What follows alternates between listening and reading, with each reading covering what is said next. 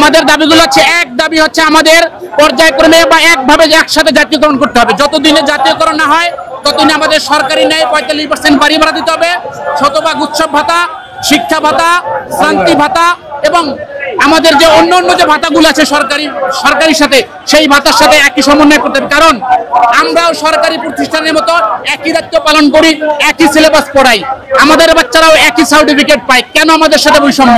আমরা এই সরকার যে প্রশ্ন রাখতে চাই, এই 53 বছরে কেন বৈষম্যগুলো দূর করা হলো না? আমরা দাবিগুলো 2022 সালে করেছি, 2013 সালে করেছি। এই ঢাকাতে মহাসমাবেশ হয়েছে, তৎকালীন শিক্ষামন্ত্রী দীপুমণি মহিবুল হাসান আমাদের আশ্বাস দিয়েছেন আপনাদের প্রতিষ্ঠান আমরা জাতীয়করণ করব, কিন্তু তারপরে তারা নানা কিছু বুঝেয়া আমাদের সামনে মূল্য দিলে সেগুলো আর করে নাই। আমরা গত বছর আমরা দাবি করেছিলাম, তখন আশ্বাস দিয়েছিল আপনাদের বাড়ি ভাড়া বাড়বে।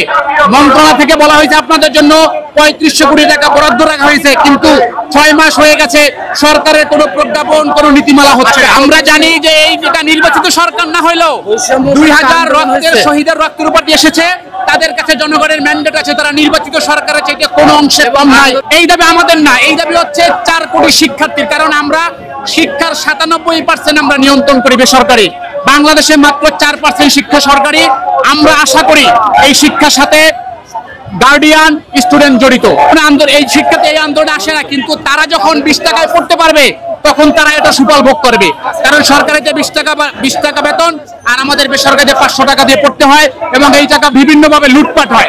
শুধু তাই না, আমরা চাই আমাদের বেতন ভাতা বাড়ানো হোক এবং শিক্ষার উন্নয়নে সরকার যেই শর্ত দেয় আমরা সেই শর্ত মেনে নেব। বলছি শিক্ষার্থীরা 20 টাকা বেতন দিয়ে পড়তে পারবে সরকারি করলে, আর আমাদের যদি বেতন দেওয়া হয় তাহলে আমরা ফুল টাইম স্কুলে কলেজে সময় দিতে পারবো। এখন আমাদের বাইরে আরো কাজ করতে হয়।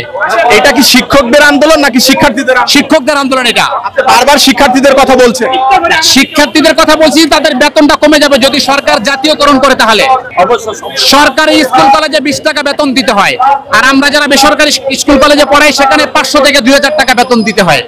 গ্রামের স্কুলে অধিকাংশই হচ্ছে বেসরকারি, সেখানে গরিবের ছেলে মেয়ে, কৃষকের ছেলে মেয়ে লেখাপড়া করে। এগুলাও যদি সরকারি করা হয় তখন তারা উপকৃত হবে, কারণ তাদের বেতনটা 20 টাকায় কমে আসবে। এটাই আমাদের দাবি।